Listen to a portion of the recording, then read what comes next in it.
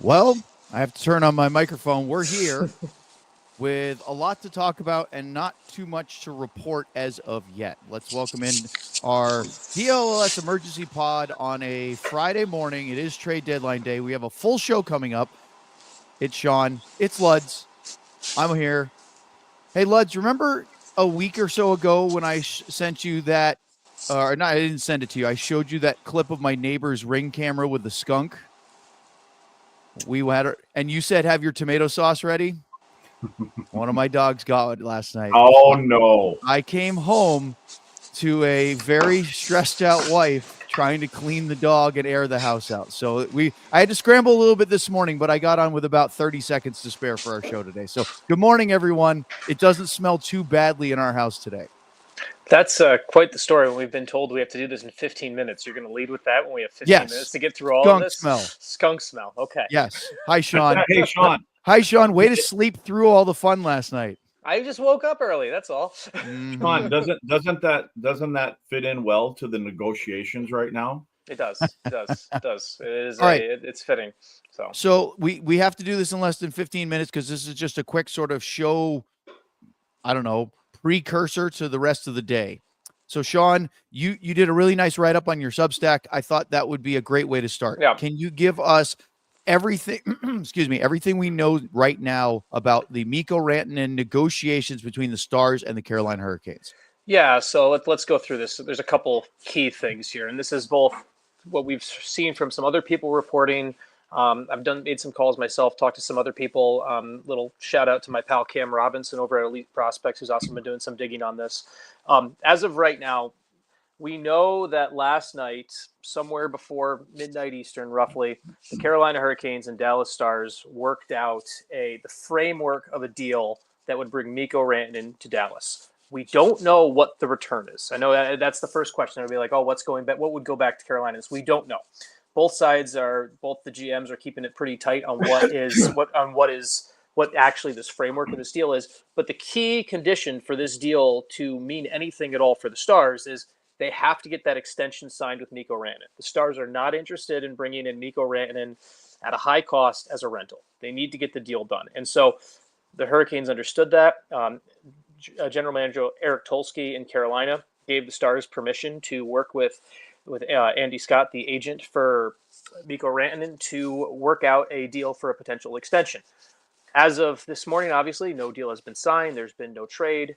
And essentially, from all we know, that it's and I'm going to use I made this comparison in a social media post. This is about the closest we're going to get to a soccer deadline day type deal, where there's two things that have to happen. The teams have to agree to terms, and the player and the team have to agree to terms.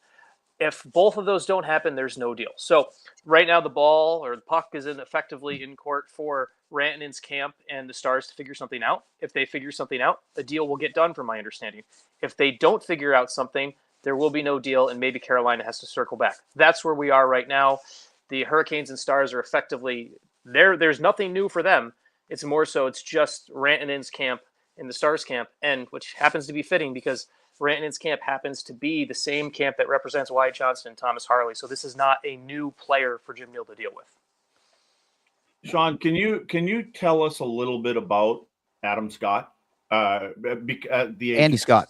Andy Scott. Sorry, Andy. Yeah. Isn't Adam Scott a golfer? He is. Yes. And I don't even like that sport. So, well, the reason I'm asking that question, I don't know if you know a ton about him, Sean, but he apparently Colorado didn't want to meet Rantanen's number, whatever they were going for.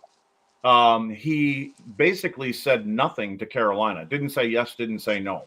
So is this just what this job? And again, from this side, what I've heard is that the talks with the agent, the extension, as you said, is not Yeah. going well or didn't go well. So what Yeah. is he a hard ass kind of agent, or is this just doing his job? I mean, I think he's doing his job. On one part is like he is Leon Draisaitl's agent too, and we saw what went through with Leon Draisaitl, and we saw with the Thomas Harley camp where one of the things there was a little bit of the reason Harley wasn't in camp right away and there was the wait was because they were willing to wait on this. He's got some big name clients. He's got, as I mentioned, Wyatt Johnston, and we know that the Stars are going to have to work with him on this with Wyatt Johnston as well. So I think part of this right now does come from the agent perspective of he looks at the better he does for Leon Draisaitl, the better it would do for Mikko Rantanen. The better he does for Mikko Rantanen, that'll probably be better for Wyatt Johnston in the long run too. That's something where it's his job to do that for his clients. The other key thing that we also have to remember too, and this is a good lesson that another agent brought up to me once. It is the agent's job to do what the player asks. And part of it is if Mikko Rantanen goes and tells his agent, hey, I'm willing to play for $11 million, the agent has to honor that. Or he can do what John Klingberg did and just fire his agent, right? So yes, the agent is playing tough, but Mikko Rantanen intentionally has an agent that will play tough. That's the type of agent Mikko Rantanen intentionally hired and wants. So from the player perspective, and we talk about market rate all the time. If Mikko Rantanen has allegedly been asked for $14 million from the Colorado Avalanche per year and didn't get it, he allegedly couldn't get $14 million from the Carolina Hurricanes. The rumbling is $12.5 million was the offer from Carolina. If he can't get $14 million from Dallas, well, maybe if you have three contending teams who have said you're not a $14 million player, maybe the point to Mikko Rantanen here is maybe you're not. That's your market rate is really $12.5 million. If you okay, we have an update. Team. Yeah. Darren Drager just tweeted out, see where it goes, but I'm confident the Dallas Stars were willing to go to upwards of $12 million to extend per year to extend Rantanen. A big number for the Stars given contract challenges moving forward. Unless something changes, that's well short. Yeah. So that's probably coming from the agent side, if I'm not mistaken, Sean. And probably.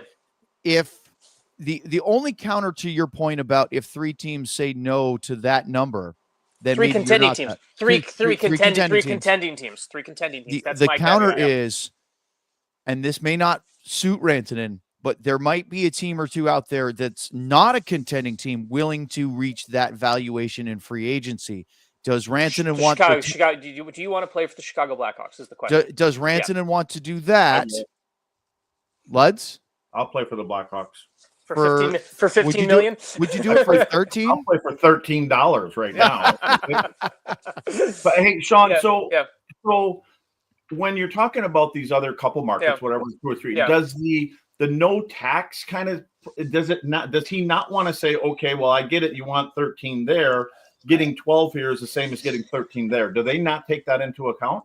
Some players do. Also, part of salary cap and things is in the AAV for contracts is there is an ego here too. That's something we have to remember. It's not just like the take home money is important. You want to get as much take home money as possible, but there's also a level of we go through and. Luds, anyone who's ever been a professional athlete has had some level of ego. Those top guys there, whether even as humble as they may be, they never got there without having some ego. They're going to look through the list and they go through and they see the salary lists and they see, hey, this is what everyone's worth and this is what's that. It takes a very unique person and setup to be like, I don't want to be paid like I'm the top 5 in my position or whatever. And that's how a lot of those top players are. You get the Sidney Crosbys of the world who wants his jersey number basically as his cap hit. That's very unique. And it's so Rantanen from a simple standpoint would make more $12 million in Dallas. And that's obviously what I believe the Stars are trying to sell him on. And it appears that they haven't based on Drager's most recent news is, you know what? You're making more here and you're doing that. But he might also look and say, you know what? Me being paid $15 million and being a top 5 paid player in the league just on cap hit, that's what I am. I'm a top 5. That's how good I am. And so ego comes into play. And that's something I think we often forget. It's not just about take-home dollars. Because all these salaries are public, everyone knows what everyone makes. Players are competitive against each other in that realm as well. And not everyone is, but a lot of guys are. So, hey, do you guys think I'm curious to hear both your answers on this. In this situation where what are we, 3.5, 4 hours away from the deadline, so-called deadline. Who has the leverage? Is it the player or is it the team? Does anybody have leverage when you're getting down to that 12th hour?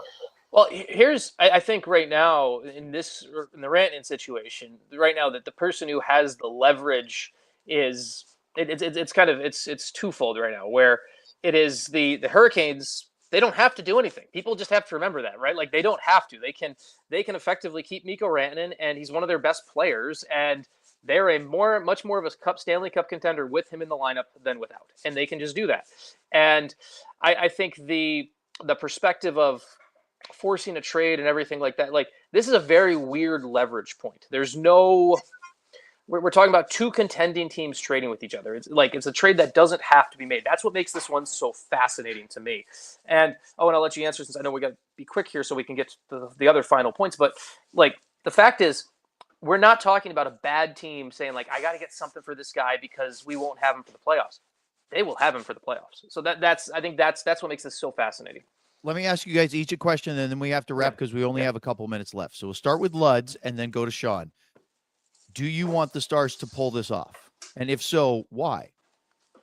Oh, for me, absolutely. Yes, I do. And I know that they're going to have to part with one or two players, whatever it may be. But for me, the situation where this team is at, they're knocking on the door, and they're ready to kick it in. And that it's not a guarantee if they get him, but you're putting possibly your team over the top, as long as everybody stays healthy and they mesh together. That's always going to be an unknown. Sean, same question. 100%. Now I want the cap hit to be, I want them to get this from a Dallas perspective. They are a better team when it comes to potentially winning the Stanley Cup this year, next year, 3-4 years from now, with Mikko Rantanen in the lineup. You got to look at the cap stuff. If you can get him at the 12 and a half, even if you got him at 13, I think you can find ways to make that work. And it's just, you go through and you look at the value and you look at the reality of it. Mikko Rantanen is also, he's not in a good fit in Carolina. He's going, in my view, he will be a better player in Dallas. He went from from Colorado, where plays with Nathan McKinnon. He plays on a line where that line's job is to create. That line's job is to be a little bit more of to be a scalpel and break things down finessely. Where he goes to Carolina and it's a drawer of hammers. And that's fine. But like, it's okay to have a drawer of hammers. But when you're a scalpel and a drawer of hammers, it takes a long time to get used to that. Sebastian Aho took a little while to get used to that. I think Rantanen would fit in Carolina, but it's a hard system to jump into right away. He's not hey, I want to funnel the puck back to the defenseman to shoot. He's a guy, I want to be the shooter. I honestly think in Dallas, he would thrive. I think he would come in, fit really well, put him with Rope Hintz. I think it would fit great. We have to go. I know that, Sean. Yeah. Is this 13 average over the course of the years, or is it get with an increase?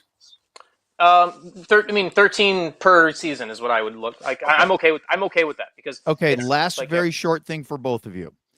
There are people worried that Wyatt Johnston is going to be part of this deal. Is that a non-starter for you guys? No, John. Cut that one right there. Wyatt Johnston's not going to be part of the deal. Jim Nill is not trading Wyatt Johnston. And that's what I wanted to say, just to alleviate the fears of some fans that were saying, please don't trade Wyatt Johnston. That's not going to happen. Now, realistic value. I speaking to some people around. Maverick Bourque and Logan Stankoven could be going back. That's Both a realistic. That's a realistic trade value. If that happens, it's fine. That's the Dallas Stars are a better team if they trade away Logan Stankoven and Maverick Bourque for Mikko Rantanen. Luds, you're shaking your head. You agree? I agree. You have to part with something. Here's your opportunity to get to the top of the mountain. You have to do it. Fellas, very much thank you for doing this so quickly. We will have a full trade deadline show live at 1 p.m. Central Time, going to the deadline and past it if need be. And of course, if something happens between now and 1 p.m. Central Time, we'll be on standby. Make sure to like and subscribe and check out everything right here at our DLS Stars pod and all of DLS, our website, alldls.com. For Sean, for Luds, I'm Owen. Thanks, of course, to our producer, John Anderson. We'll see you at 1 o'clock live right here on DLS. We all silly like the mayor.